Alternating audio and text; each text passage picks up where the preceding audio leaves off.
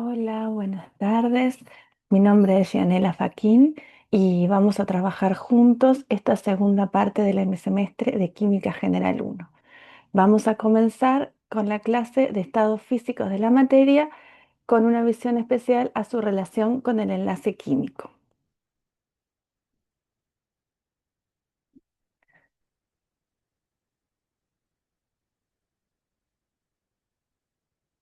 Siempre la primera diapo demora un poquito en pasar. Entonces, en el primer hemisemestre trabajaron sobre todo alrededor de lo que es estructura atómica. Incluso se llegaron a ver propiedades periódicas que hoy vamos a repasar.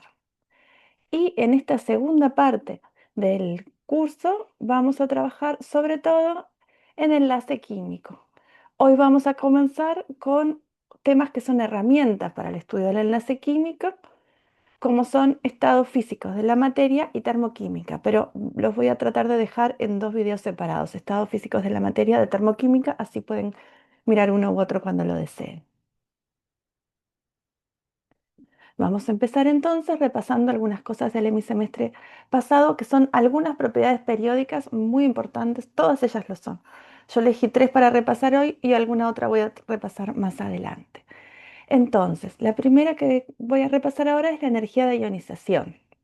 La energía de ionización es la energía asociada al proceso en el que un átomo gaseoso pierde un electrón para formar su catión gaseoso, o sea, la energía asociada a arrancar un electrón del átomo neutro aislado. Lo que me importa ahora es recordar cómo varía esa propiedad a lo largo de la tabla periódica.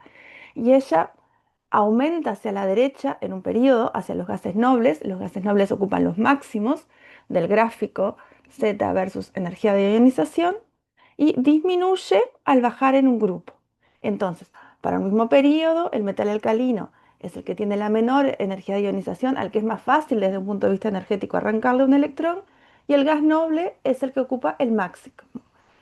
Mientras que si yo miro por el nivel que están en la tabla periódica, al bajar en el grupo se hace cada vez más fácil arrancar ese electrón. Desde un punto de vista energético es menos costoso. Este proceso siempre cuesta energía, tiene un valor positivo. Los elementos con mayores, más difíciles de ionizar son los que están en este extremo superior derecho de la tabla periódica. Flúor, neón, ¿sí? Como una referencia. La afinidad electrónica, mientras tanto, es un proceso relativamente opuesto al anterior. No es el contrario del anterior. Es cuando un átomo aislado, gaseoso, une un electrón para formar el anión gaseoso. Entonces, en ese caso, muchas veces es un proceso favorable energéticamente y es así que la mayoría de los elementos de la tabla periódica tienen primeras afinidades electrónicas negativas, es un proceso favorable, mientras que hay otros que incluso en su primera afinidad electrónica es desfavorable, como los gases nobles, los alcalinos terra. Pero si miro la tendencia, se hace más negativa al avanzar, o sea, más favorable al avanzar en un periodo hacia los halógenos, pero la tendencia se corta entre los halógenos y los gases nobles. Los gases nobles, ese proceso se vuelve desfavorable, como acabamos de decir, y se hace menos negativa al bajar en un grupo, se hace menos favorable cuando bajo en un grupo. Otra propiedad periódica, pero un poco diferente a las anteriores, es la electronegatividad. La electronegatividad es la habilidad de un átomo, ahora en una molécula, no aislado, de atraer los electrones comprometidos en el enlace hacia sí. Ahí tienen un pequeño cartoon donde los dos átomos estarían tirando de ese electrón y ahí quedan unidos por esos electrones eventualmente que comparten o que cada uno trata de retener más. Es una versión de caricatura esa, por supuesto. ¿Dónde están los elementos más negativos en la tabla periódica? Hacia el flúor, ¿sí? Cerca del flúor. El valor específico depende de la escala que yo mire. Por ahora nos quedamos con esa idea que vieron en el teórico con Nicolás de un promedio entre la energía de ionización y la afinidad electrónica. Después vamos a ver en más detalle. Pero los elementos que están en el extremo derecho y a menor Z sobre el flúor, digamos, son los que tienen mayor electronegatividad, mientras que los menos electronegativos están del lado de los metales alcalino y alcoholino térreos más grandes. Eso va a marcar mucho la reactividad de esos átomos. Entonces, esta es una propiedad periódica que tenemos que tener siempre presente en este EMI cuando estemos hablando de enlace, de consecuencias del enlace, pero también más adelante en su vida como químicos, para tratar de entender la reactividad de un compuesto. Generalmente lo primero que yo voy a pensar es, bueno, ¿qué electronegatividad tienen los átomos que lo conforman, por ejemplo? Lo van a usar mucho en inorgánica. Entonces, todas estas propiedades periódicas las tenemos que tener presentes. Por lo pronto, ahora todo a lo largo de este mi semestre, pero más allá también como químicos en su vida en general. Una consecuencia de esto es que yo puedo ya relacionar, hacer un primer acercamiento a la relación entre la reactividad atómica, las propiedades periódicas y el enlace químico que se va a formar. Entonces, fíjense, por ejemplo, los gases nobles. Los gases nobles tenían altas energías de ionización. Por lo tanto, el proceso de arrancarles un electrón para formar algún tipo de enlace es difícil. Pero también tienen afinidades electrónicas desfavorables. No es un proceso energéticamente favorable unir otro electrón. Su electronegatividad es muy alta, no les gusta mucho compartir un electrón. Si lo van a compartir son avaros y el suyo propio se lo terminan quedando ellos. Entonces, reaccionan muy poco los gases nobles y por eso se llaman gases nobles. Aparece en su estado de agregación estándar, es como gases monoatómicos, se quedaron solos, ¿sí? Si bien se pueden encontrar compuestos de los gases nobles, son ejemplos muy puntuales. Por otra parte, casi en un extremo de la reactividad, tenemos el enlace que se forma entre un metal y no metal, con altas diferencias de electronegatividad, y se forma un enlace iónico, donde el metal, que tiene energías de ionización bajas, fácilmente es energéticamente fácil que ceda un electrón a otro elemento de alta electronegatividad, que en un enlace tendría mucha fuerza para traerlo hacia sí, con afinidades electrónicas favorables, o sea que energéticamente le es favorable traer ese electrón para ese átomo. Y es así que se forma el enlace iónico. Por ejemplo, allí tienen en la animación un, una caricatura de la formación del enlace entre el sodio y el flúor para formar fluoruro de sodio, un compuesto iónico como por ejemplo la sal de mesa, que es cloruro de sodio, no fluoruro de sodio, ¿sí? Hay una transferencia de un electrón del sodio al fluoruro, un electrón de valencia del sodio pasa al fluoruro, ¿sí? Otra situación es el enlace covalente. Allí tenemos un enlace entre dos elementos de electronegatividad relativamente parecida. Puede haber variaciones, vamos a profundizar a lo largo del EMI, vamos a tener clases de enlace iónico, clases de covalente, sobre todo esto que ahora estoy hablando y haciendo una visión panorámica para que puedan ver el bosque, digamos, después vamos a ver en detalle cada árbol. ¿Sí? En el enlace covalente, los electrones se atraen de manera más o menos parecida por los átomos que conforman el enlace y se da un enlace por allí por esos electrones compartidos. Tenemos aquí un ejemplo de un enlace covalente en una molécula discreta, ¿sí? De tamaño acotado entre el carbono y el oxígeno dando monóxido de carbono, ¿sí? Cada enlace es monóxido de carbono, otra molécula de monóxido de carbono al lado y así sucesivamente. El enlace covalente puede transcurrir de una manera que tiene propiedades físicas bastante diferentes, que es en redes covalentes como el dióxido de silicio, donde si por ejemplo miramos un silicio, se une a un oxígeno por enlace covalente, que se une al silicio, que se une a otro oxígeno y así hasta dar una red casi infinita, que abarca todo el pedazo de dióxido de silicio que yo tenga. Entonces, si bien en el enlace covalente, en el dióxido de carbono y en el en el monóxido de carbono y en el dióxido de silicio tiene características parecidas en cuanto a ser enlaces covalentes, su comportamiento físico es muy diferente, porque en un caso hay moléculas discretas que se unen unas a las otras eventualmente por otro tipo de enlaces químicos más débiles, ¿sí? Los enlaces de baja energía que quizás ya vieron en el liceo. Mientras que en la red covalente todo el sólido, hay a lo largo de ese sólido enlaces fuertes, una fuerza química fuerte como el enlace covalente. Ahora, si compara un poquito esta situación de la red covalente con el enlace iónico, el enlace covalente y el iónico son de características en cuanto a su enlace, a su origen, muy distintas. No obstante, se trata en los dos casos de enlaces fuertes, enlaces iónicos más o menos fuertes y enlaces covalentes más o menos fuertes. Pero en el enlace iónico lo que también pasa es que en esa red iónica que se forma, que no lo hablamos cuando vimos enlace iónico allí, Hay una unión, los iones, una vez que se forman esos iones gaseosos, ellos se unen porque se atraen electrostáticamente y se forman también redes casi infinitas que abarcan todo mi cristalcito de cloruro de sodio, por ejemplo. ¿Qué pasa cuando se unen elementos o un elemento consigo mismo de baja electronegatividad, como pasa en el enlace de los metales consigo mismo para dar la sustancia metal?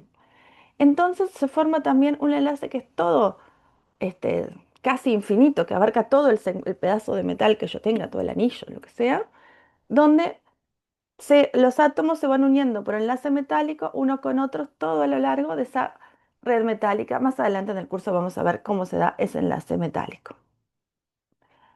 Repasadas entonces esas diapos, que fue con las que terminaron el curso, vamos a relacionar eso con entonces intentar relacionar tipo de enlace, los grandes tipos de enlace, con el estado de agregación. Los compuestos iónicos son todos sólidos iónicos. Vamos a empezar por este brazo, como la fluorita, el fluoruro de calcio o el cloruro de sodio, que es la sal común, la sal de mesa. Es relativamente simple imaginar por qué es eso, porque en los átomos están todos fuertemente unidos entre sí por el enlace iónico. Para yo romper ese sólido, debería empezar a romper el enlace iónico. No es imposible, pero tiene un costo energético asociado alto y eso no pasa a temperaturas bajas como temperatura ambiente. Me voy al otro extremo del gráfico, enlace metálico.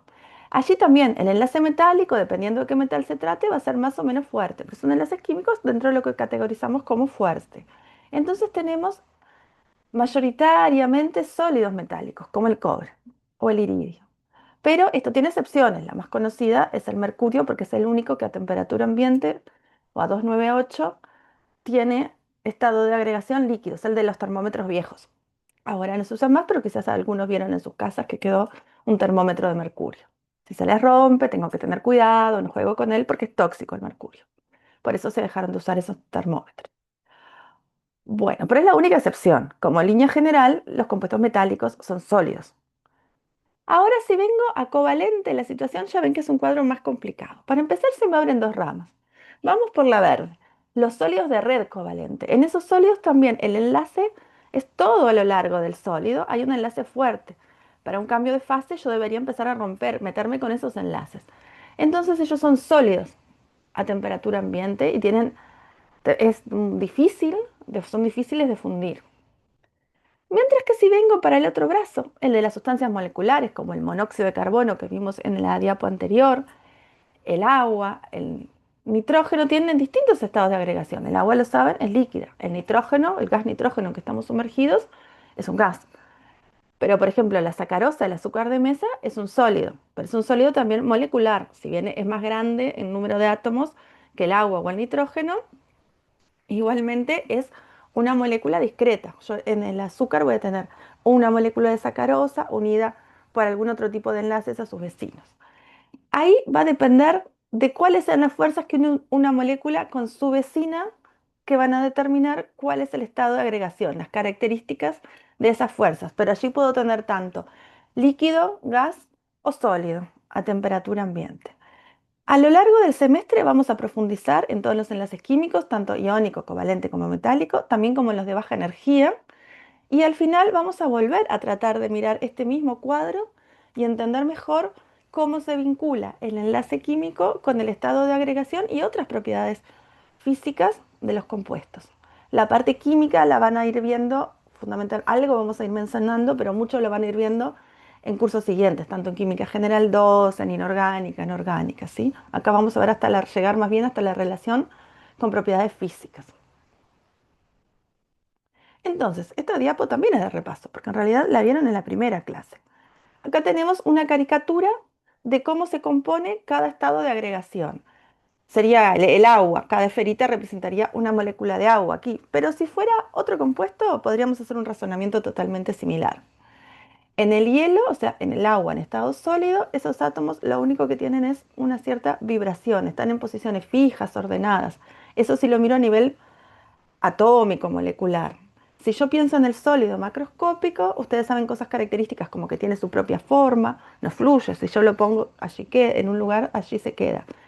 Si yo le doy energía térmica, típicamente lo caliento, va a llegar un punto en que funde, pasa de agua sólida a agua líquida.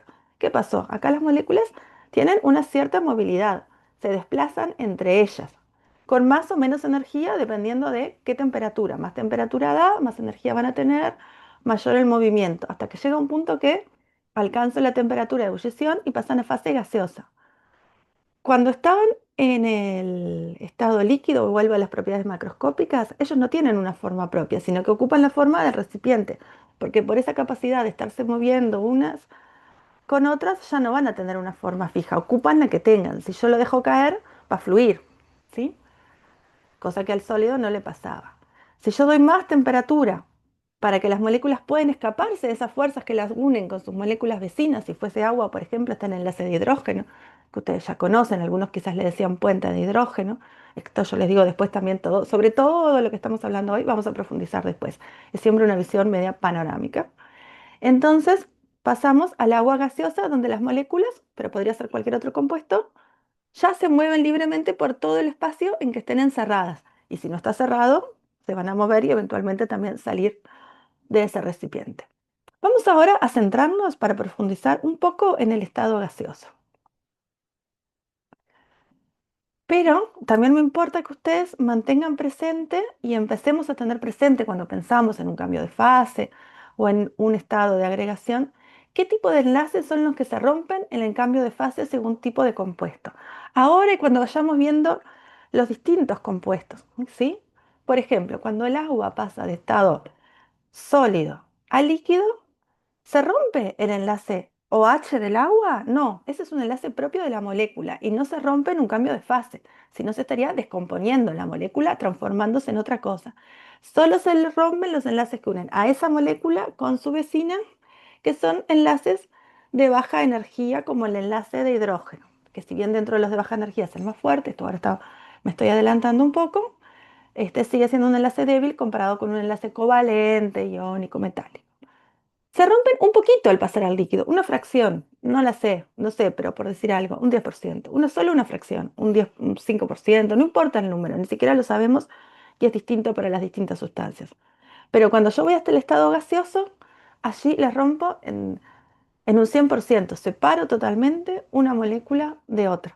Por eso cuando estudiamos enlace, muchas veces hablamos de los procesos que van del sólido a gaseoso, que después vamos a ver, porque ahí es donde prácticamente tengo que separar en forma total a las moléculas del estado sólido que estaban juntas al estado gaseoso, ¿sí? No tengo que romper necesariamente, por ejemplo, en el caso de un compuesto covalente molecular, no tengo que romper la molécula, simplemente separar a todas las moléculas entre sí. En otros, para otros compuestos, este puede ser un poco diferente el análisis. Entonces, si vamos al estado gaseoso, algunas características importantes. Las moléculas o átomos ocupan un volumen despreciable en relación al volumen, al espacio que ocupan, en que están. Por ejemplo, a temperatura ambiente y una presión de una atmósfera, más o menos va a estar ocupado por debajo del 1%. Quizás un 1 por 1000% del espacio está ocupado por los átomos. El resto del espacio está vacío, nada más.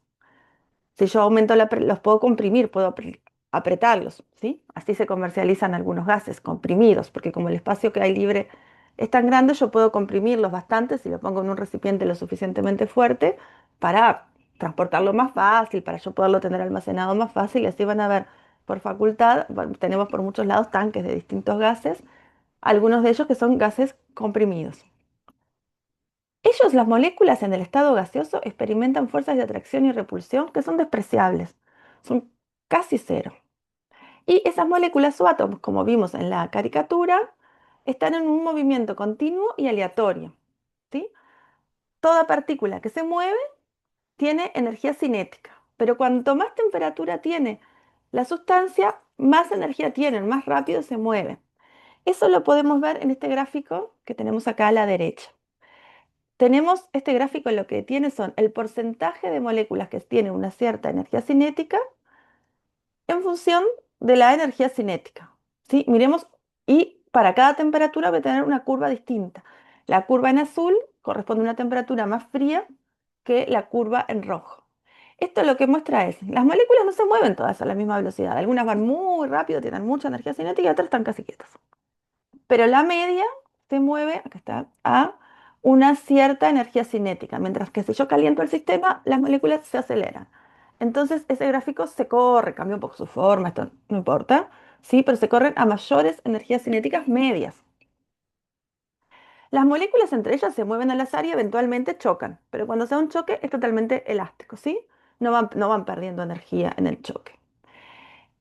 Y relacionado con los gases está la ley de los gases, el modelo de los gases ideales, que tiene muchas aproximaciones, como que no ocupan volumen los átomos, como que no hay fuerzas de atracción y repulsión, que sabemos que son mínimas, o sea que es una buena aproximación ese modelo de los gases ideales, que nos lleva a la ley de los gases ideales, o la ley general de los gases ideales, que ustedes seguramente ya vieron, P por B, presión por volumen, igual a nRT, el número de moles por una constante por la temperatura absoluta, que eso lo vamos a considerar válido en general. En química general 2 ustedes van a hacer pila de cálculos de cuánto ocupa un gas en ciertas condiciones, lo vamos a considerar válido. Y no solo en general en el curso de química general. Como químicos en general, en la mayoría de los procesos, podemos considerar que es válido esa ecuación. Pero sabemos que tiene un grado de aproximación, que en algunos casos, por ejemplo, altas presiones, un proceso industrial que se dé a altas presiones, voy a tener que hacer correcciones porque son gases reales y se pueden apartar. Pero esto lo dejamos para los momentos en que realmente lo necesitan, no va a ser en química general. Vamos a ver un poco entonces sobre esos cambios de estado. Primeramente, el pasaje de líquido a gas, que es uno con que todos estamos familiarizados. Ustedes comúnmente ven procesos en los que se pasa de líquido a gas. Esto quiere representar un vasito por un líquido con agua, podría ser, como podríamos nosotros dejar un vaso con agua en la cocina. Y si yo lo dejo unos cuantos días, porque esto no es tan rápido, eventualmente no va a haber más agua allí.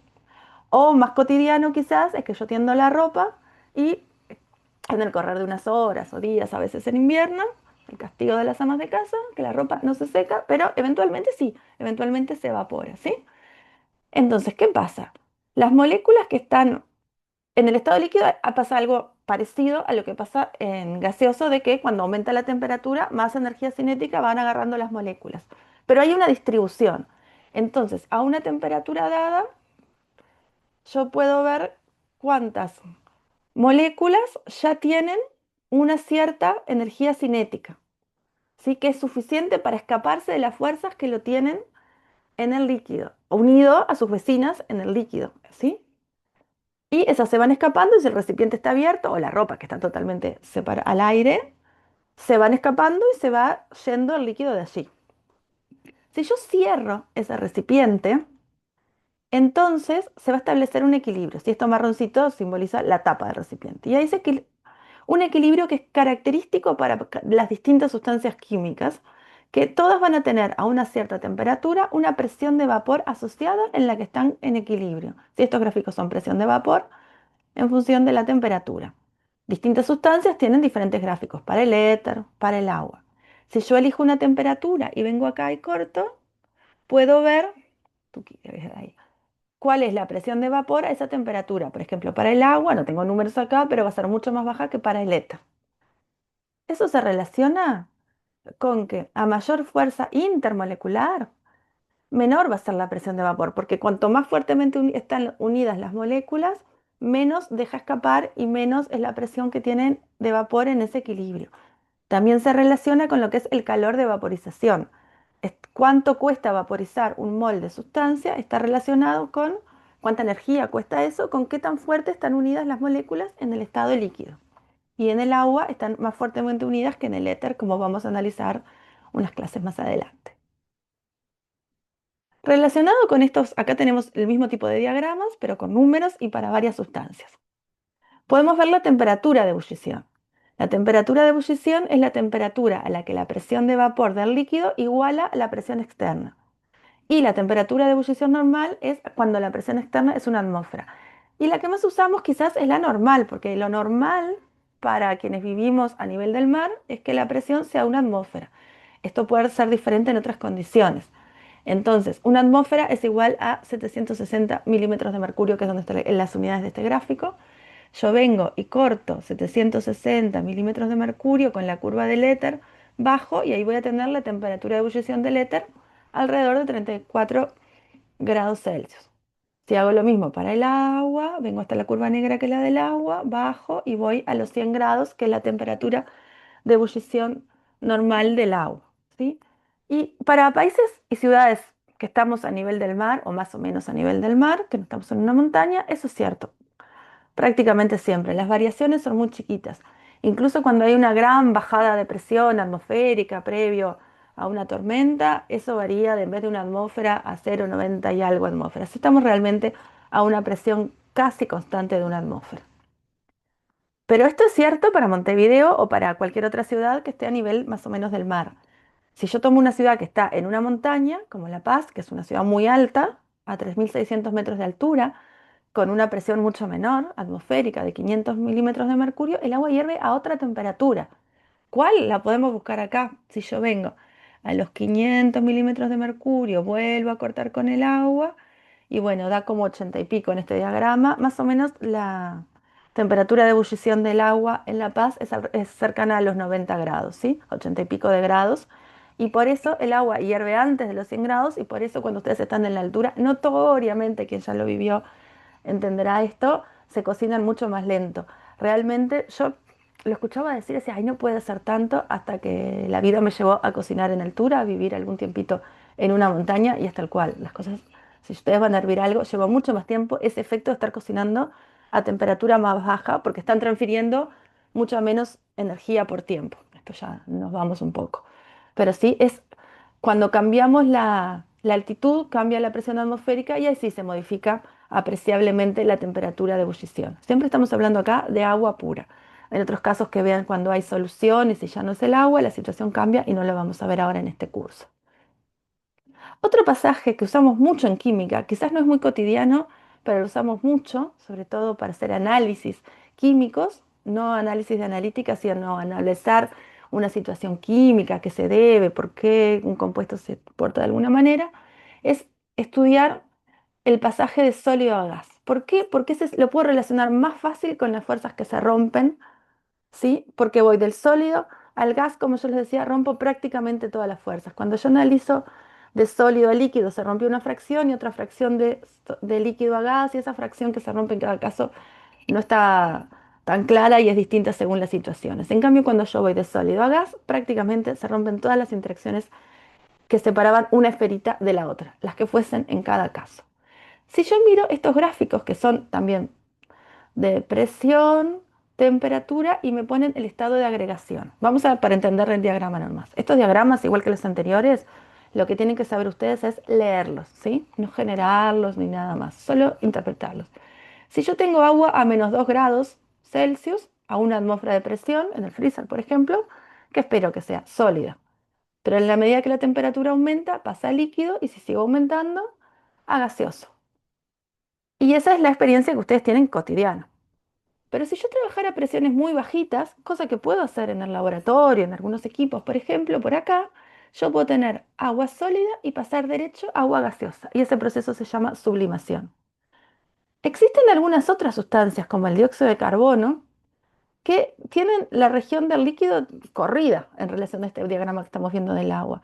Entonces, a una atmósfera yo puedo pasar derecho de sólido a gas y esas sustancias subliman. Si yo tengo pues, CO2 sólido, que tiene que estar muy, muy frío para estar así, ¿no? Lo saco de ese super freezer y lo dejo a temperatura ambiente, ¡shuc! Él se evapora de una. Y es visualmente llamativo y eso, ese uso se le llama a veces hielo seco, ¿sí? Cuando lo ven así. Bueno, y aquí llegamos al final de esta primera parte de la clase relativa a estados físicos. En esta segunda parte de la clase vamos a ver el tema termoquímica. Bueno, la termoquímica estudia el intercambio de calor asociado a una reacción química o a un cambio de fase. Y es una herramienta súper útil para los químicos en general, pero sobre todo para estudiar temas de enlace químico. En general, dos van a ver en el marco de lo que es la termodinámica. Ahora nos vamos a limitar solamente a esta partecita que es la termoquímica, sin grandes pretensiones termodinámicas, para que nos ayude en el análisis de los temas que siguen de enlace químico. Tienen de bibliografía en el manual del curso este tema y para todo este EMI la bibliografía está muy acorde a lo que vamos a ir viendo en el curso y les recomiendo que le den una lectura también. Primeramente, cuando hablamos de termoquímica, tenemos que definir sistema y entorno. Sistema es simplemente aquella porción del universo que yo voy a tomar para su estudio. Puede ser el vaso donde sucede y la reacción sucediendo dentro de él. Y todo lo demás, el entorno. O simplemente lo que está dentro del vaso. Bueno, yo tengo que delimitar y decir, entender bien qué voy a tratar como sistema en cada caso y cuál es el entorno. Tenemos básicamente dos tipos de procesos en relación al flujo de energía. Exotérmico, que libera energía al entorno, aumenta la temperatura del entorno, por lo tanto se calienta. Y el proceso contrario, endotérmico, donde el calor fluye del entorno hacia el sistema y por lo tanto el entorno se enfría, disminuye la temperatura del entorno. Vamos a ver ejemplos de ello. La combustión, por ejemplo, del metano, pero sería lo mismo para cualquier combustión, metano más oxígeno gaseoso, dando dióxido de carbono más agua líquida, que tiene un calor QSUP asociado de 213 kilocalorías. Ese es el calor que liberó. El signo negativo quiere decir que fue liberado hacia el entorno. ¿Sí? Pero, y por otra parte, un proceso endotérmico típico es la fusión del hielo o de cualquier otro sólido. Un sólido para pasar de sólido al líquido absorbe energía, como vimos en el tema anterior, y de líquido a gaseoso también, no importa quién sea. En este caso tenemos el ejemplo con el hielo sólido a hielo líquido, agua líquida, perdón, agua sólida a agua líquida con un calor de reacción asociado de 1,4 kilocalorías, positivo, ¿sí? Porque es endotérmico. Y por ejemplo, el entorno se enfría. De hecho, nosotros utilizamos muchas veces poner hielitos adentro del agua para que el agua funda, entonces tome calor del agua y enfríe el vaso de agua o lo que sea refresco y pueda tomar el agua fresca. Al contrario que lo que pasa con un proceso exotérmico que va a liberar energía y calentar el entorno. Vamos a ver una magnitud que es muy usada en termoquímica, que es la entalpía. Se define como la energía más la presión por el volumen del sistema. Es función de estado. Esto quiere decir, si yo fijo algunas variables, todas las demás van a quedar automáticamente fijadas. En este caso depende de la naturaleza y el estado físico de la sustancia, de la presión y la temperatura. Por ejemplo, hidrógeno gaseoso a una atmósfera de presión y a 298 Kelvin. Es una propiedad extensiva, ¿sí? Entonces, si yo tengo un mol, tiene una cierta entalpía, 2 moles tienen el doble. Y desafortunadamente no se puede medir. Entonces, ¿qué pasó con esto? ¿No podemos hacer nada? No. Igual es una propiedad súper útil. En química, de hecho, se define de manera de llegar a una propiedad muy útil,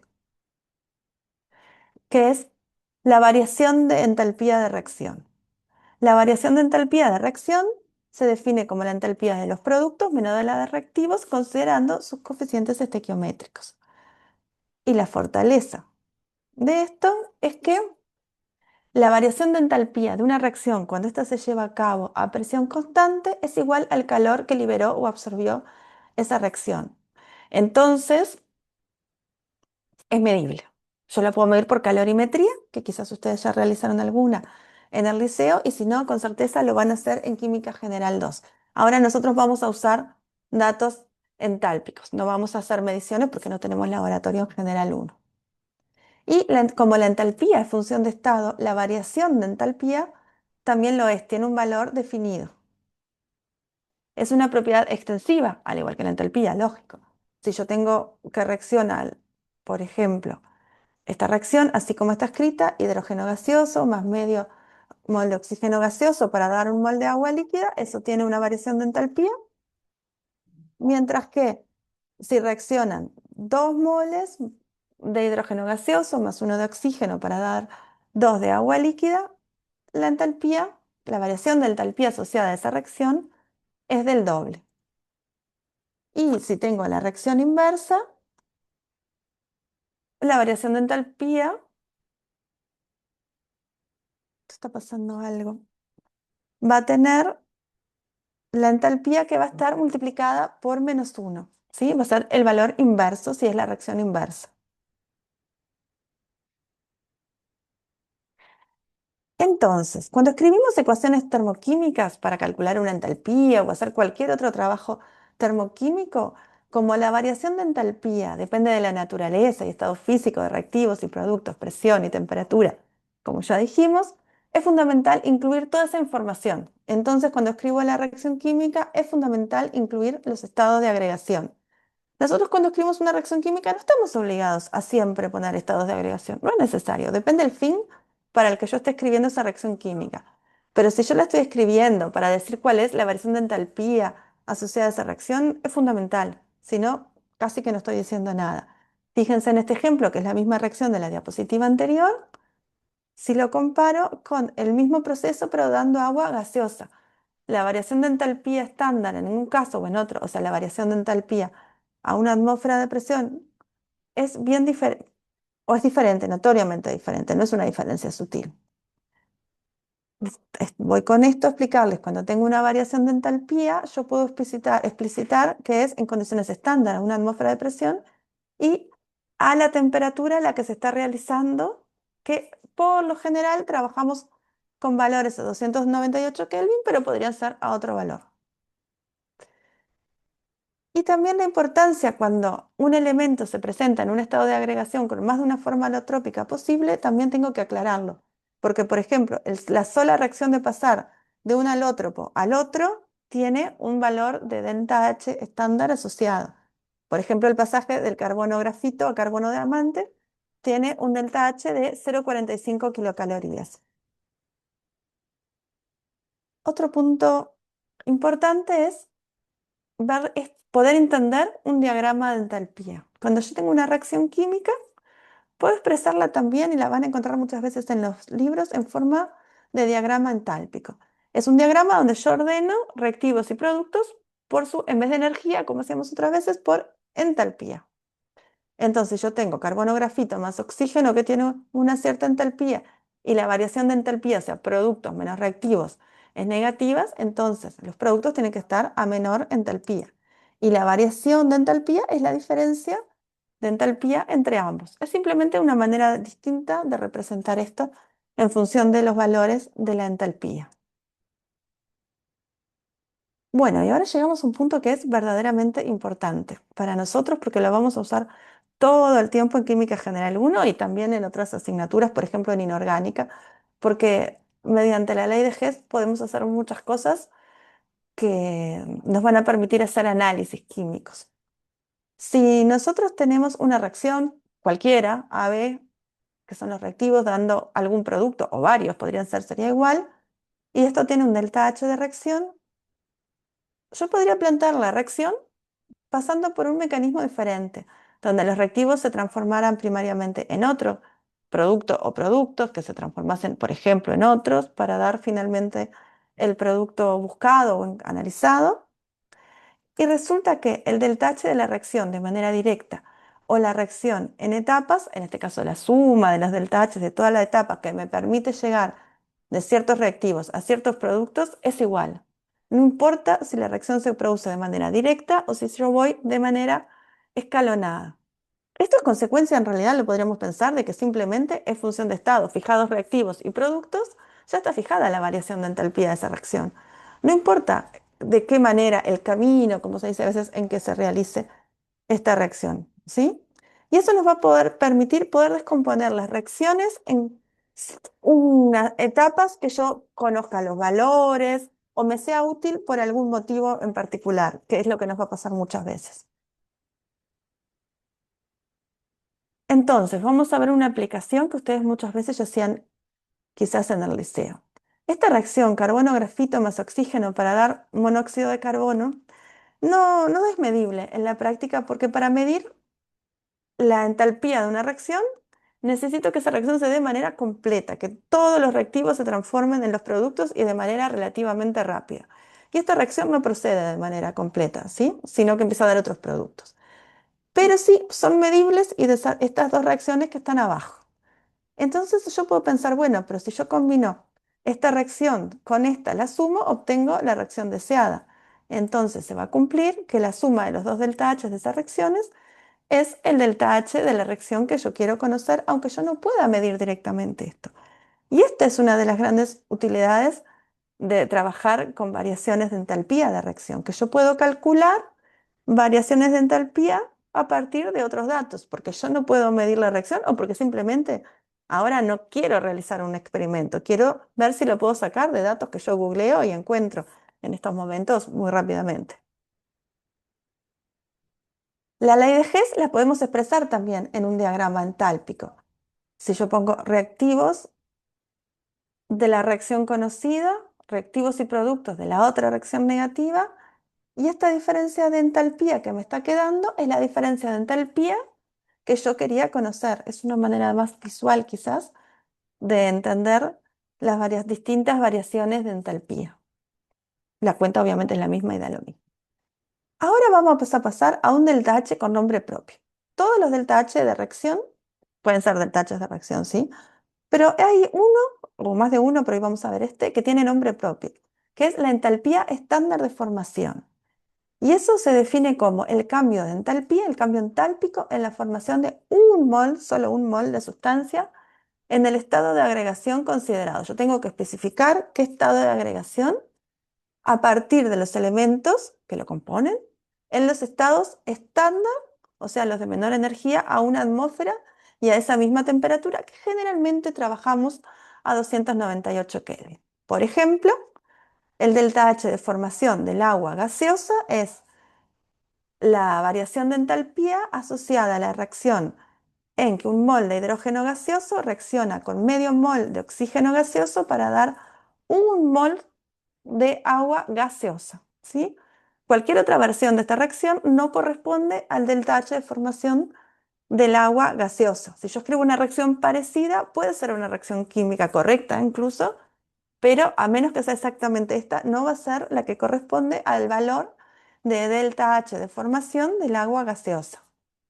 Y los delta H de formación de las diferentes sustancias se vinculan con la estabilidad de esos compuestos. Entonces muchas veces es de interés conocerlos porque nos va a poder tener una idea de la estabilidad relativa de distintas sustancias y en otros cursos más adelante lo vamos a poder usar como un indicador de la estabilidad relativa en una serie de compuestos.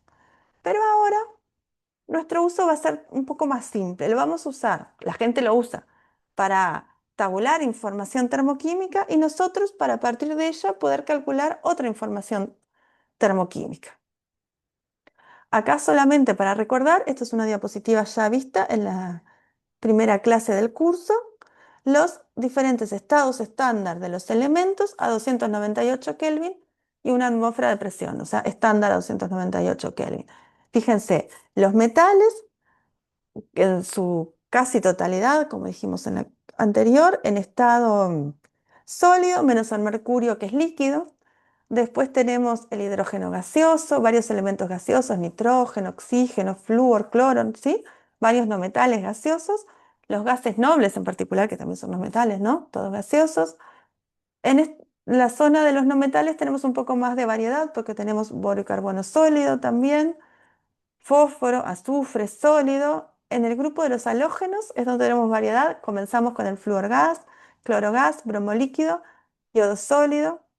Remarcar, el carbono, el estado estándar a 298 y una atmósfera es carbono grafito, porque también tenemos otros alótropos, ¿sí? Y fíjense esto, el delta H de formación de un elemento en su estado estándar, esa misma temperatura, es cero, porque en la reacción no hay cambio. Voy de carbono grafito, por ejemplo, a carbono grafito. Delta H de formación del carbono grafito es cero. Delta H de formación del oxígeno gaseoso, pero atención que es gaseoso pero dioxígeno. El delta H de formación del dioxígeno gaseoso es cero. El delta H de formación del azufre 8 sólido es cero, porque son los elementos en su estado estándar. Entonces les dejo para que analicen un ejercicio tipo parcial. Esta sería una pregunta de tipo parcial muy fácil. Quizás en el parcial van a ser un poco más difíciles que esto. Pero bueno, les dejo un minuto. Quienes están viendo pueden pausar aquí el video y buscar ustedes mismos cuál de esas reacciones corresponde al delta H de formación del dióxido de carbono gaseoso y aquí les aconsejo que pausen y ustedes traten de elegirlo sin ver primeramente la respuesta. Vamos a ver que la A no es porque el carbono está en estado de agregación diamante, que no es su estado de referencia. La B tampoco porque produce dióxido de carbono sólido y se pregunta el dióxido de carbono gaseoso. Y en la C está todo bien. La D sería incorrecta porque aquí está todo multiplicado por 2. Es para obtener 1 mol de dióxido de carbono, no para 2. Seguimos adelante y vamos un paso más a ver cómo podríamos utilizar las entalpías de reacción para calcular un delta H de reacción, perdón, a partir de delta H de formación. Para cualquier reacción en que yo tengo reactivos transformándose en productos, puedo escribir un ciclo termodinámico utilizando la ley de Hess, ¿no? Que puede ir por etapas, en el cual yo voy de los reactivos a los elementos que lo conforman, esos reactivos, teniendo cuidado de llevar la estequiometría correcta, en su estado estándar.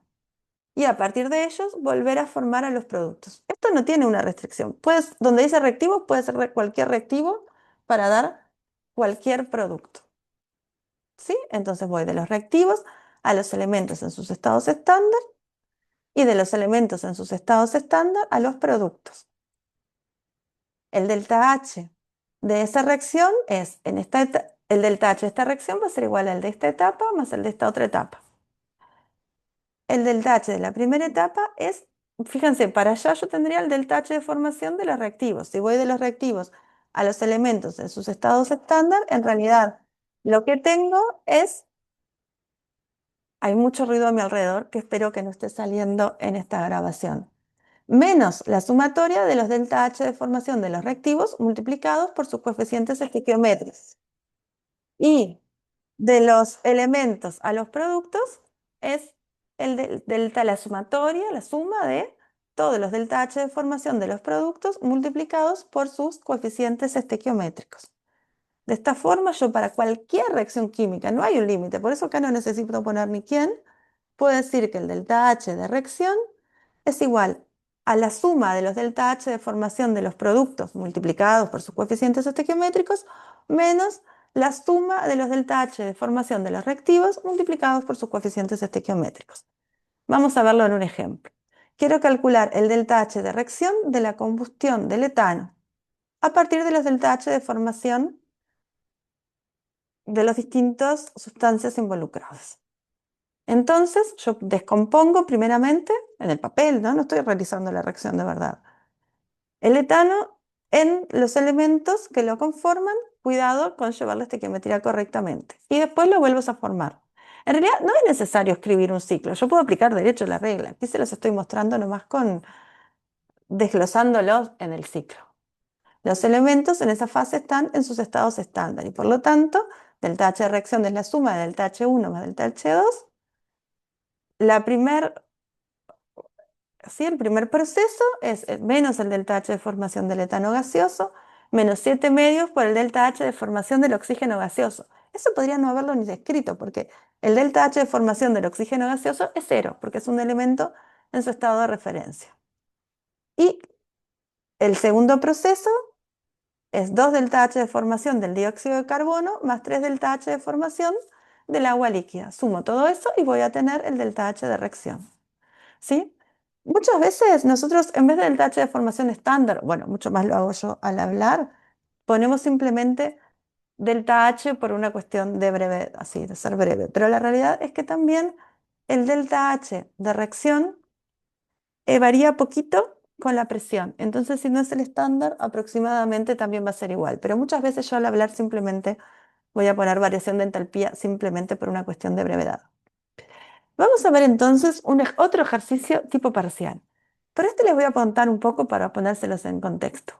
En la industria química hay unos pocos reactivos que son la gran base de la industria química y a partir de ellos se obtienen todos los demás productos que nosotros usamos. Uno de ellos es el ácido nítrico. La producción del ácido nítrico es una de las reacciones químicas que se realiza en más toneladas, que mueve grandes sumas de dinero asociadas a esa industria. El ácido nítrico primeramente se obtiene amoníaco a partir del nitrógeno del aire. Ese amoníaco se oxida para dar óxidos de nitrógeno que finalmente reaccionan con agua para dar el ácido nítrico. En este problema, esta reacción que tenemos puesta aquí es la reacción en que se oxida el amoníaco, reacciona con oxígeno para formar el monóxido de nitrógeno gaseoso. Voy a pausar la presentación aquí.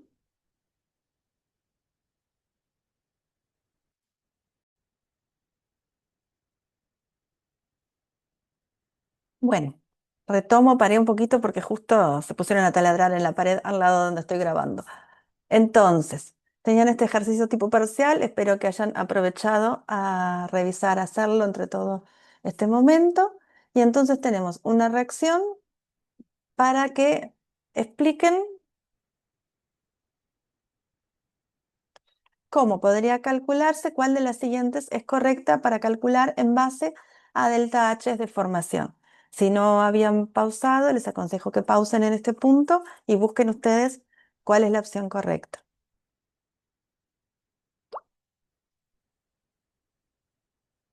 ¿Sí? ¿Qué es esta? Aquí están correctamente delta H de formación de los productos por sus coeficientes estequiométricos menos delta H de formación de los reactivos. Es muy importante que sepan hacer este tipo de cálculos que es simple y solo requiere recordar las definiciones.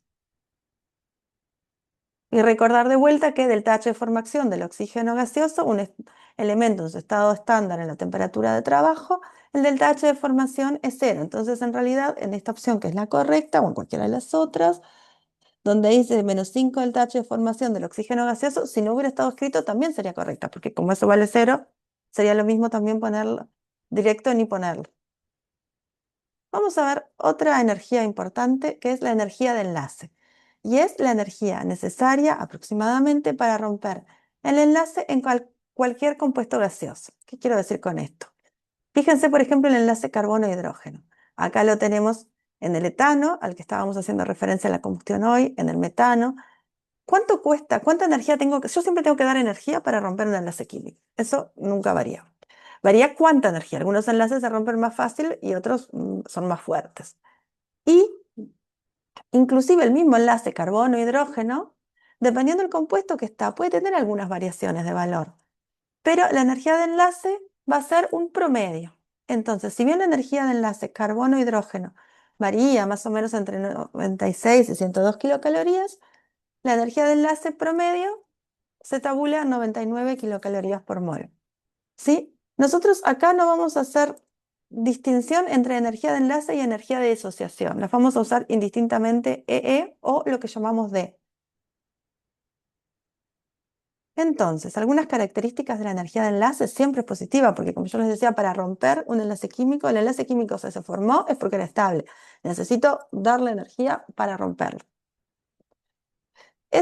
La energía de enlace, así como la definimos, es un valor promedio y es una medida de la fuerza del enlace. Cuanto más fuerte es el enlace, más energía voy a tener que darle para romperlo. Y, por ejemplo, aumenta con la multiplicidad del enlace, porque, por ejemplo, un enlace doble es más fuerte que un enlace simple del mismo tipo.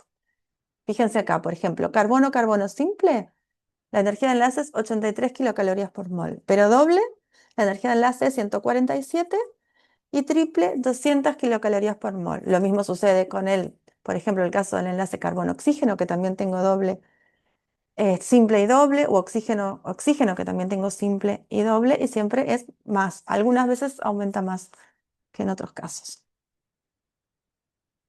Entonces, la energía de enlace tiene diferentes utilidades, pero para nosotras la que vamos a ver hoy es usarlas para calcular entalpías de reacción. ¿Y cómo puedo hacer eso? Fíjense, si yo tengo una reacción, pero ahora que transcurre exclusivamente, no sé si mi cara les tapa algo a ustedes o no, reactivos y productos están en fase gaseosa, ¿sí? No sirve en otro caso, o por lo menos no sirve de manera directa. Esto que yo les voy a explicar sirve si los reactivos y los productos están en fase gaseosa. En ese caso, yo puedo hacer un ciclo en el cual paso de los reactivos, rompo todo, a los átomos gaseosos todos por separado, y después a partir de ellos vuelvo a formar los productos. Si yo lo hago bien, la estequiometría se va manteniendo a lo largo de cualquier ciclo termodinámico. Entonces, fíjense, esta etapa, si yo voy de los reactivos a los átomos gaseosos, eso es exactamente la energía de enlace de a esas sustancias que estén involucradas. Todos los enlaces que se rompan de reactivos átomos gaseosos, el delta H de este proceso va a ser igual a la sumatoria de todas esas energías de enlace multiplicadas por los coeficientes estequiométricos que corresponden. Y después de los átomos gaseosos a los productos, ese proceso es el inverso a la energía de enlace de todos los enlaces presentes en los productos. ¿Sí? En total, yo puedo decir que la entalpía de reacción de una reacción que transcurre totalmente en fase gaseosa, reactivos y productos, todos en fase gaseosa, es igual a la suma de la energía de los enlaces presentes en los reactivos menos la energía de los enlaces presentes en los productos. Otra manera de decirlo, de los enlaces, la energía de los enlaces rotos menos la energía de los enlaces formados. Vamos a verlo en un ejemplo, el mismo de antes, ¿sí? El metano reaccionando con oxígeno para dar dióxido de carbono y agua.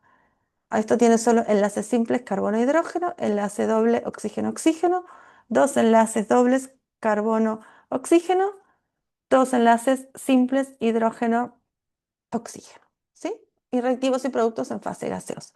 Yo puedo romper todos los enlaces de los reactivos para formar los elementos en fase gaseosa y volver a formar los productos. El delta H de reacción, como siempre, va a ser igual al delta H1 más el delta H2. Vamos a ver a qué es igual cada uno.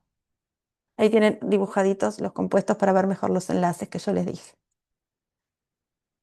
Este proceso se rompen 6 enlaces carbono-hidrógeno, un enlace carbono-carbono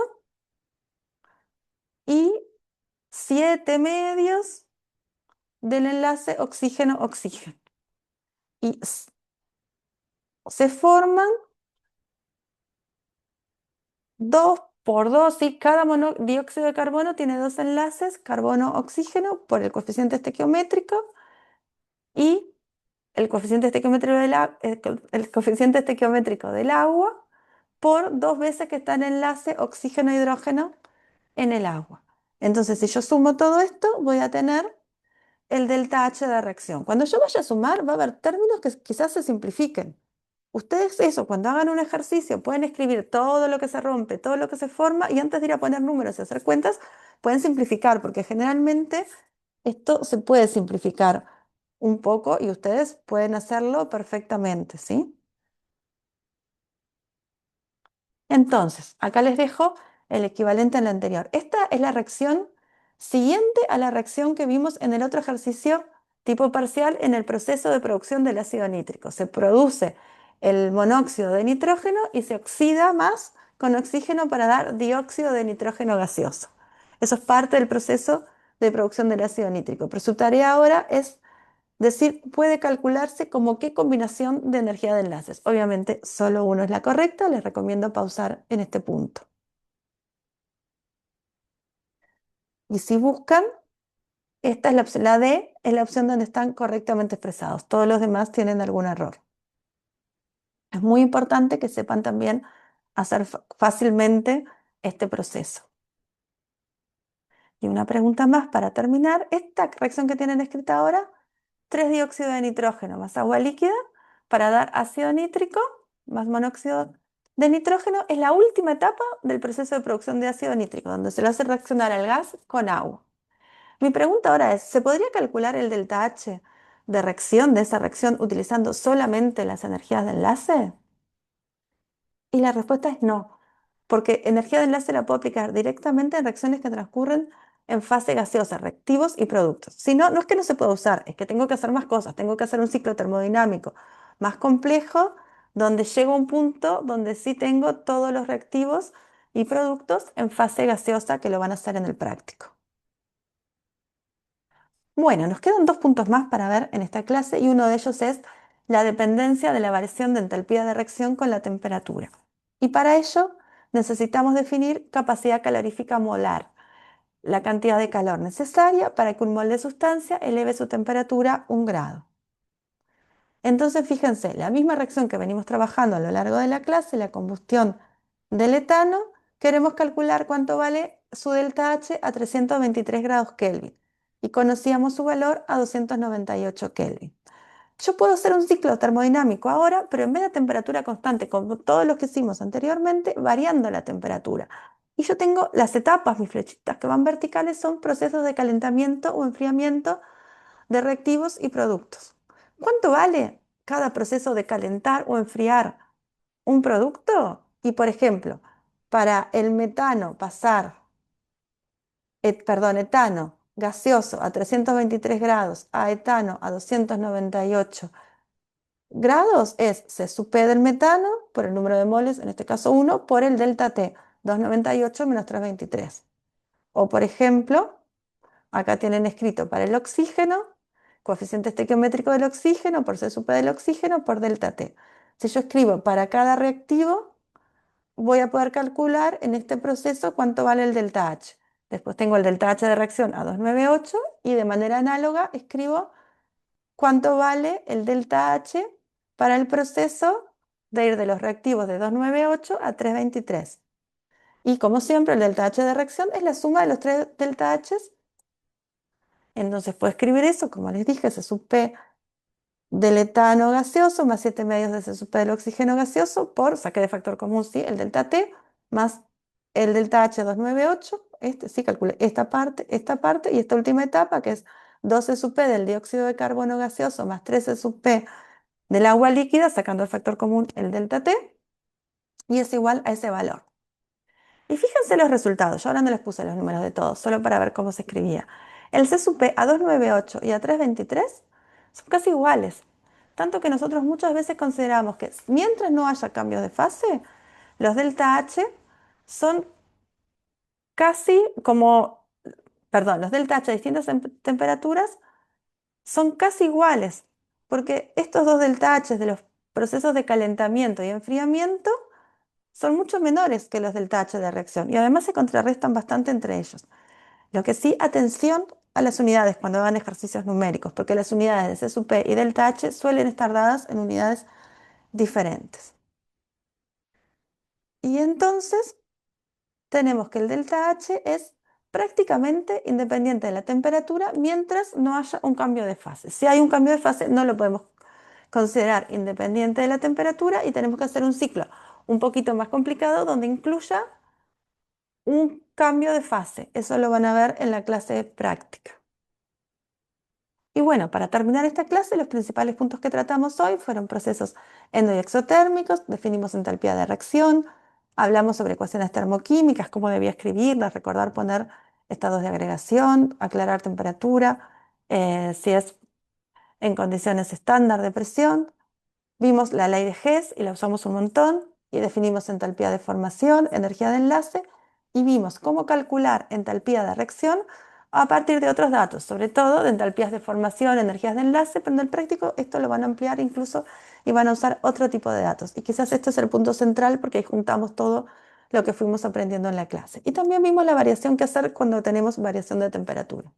Bueno, terminamos esta clase por acá.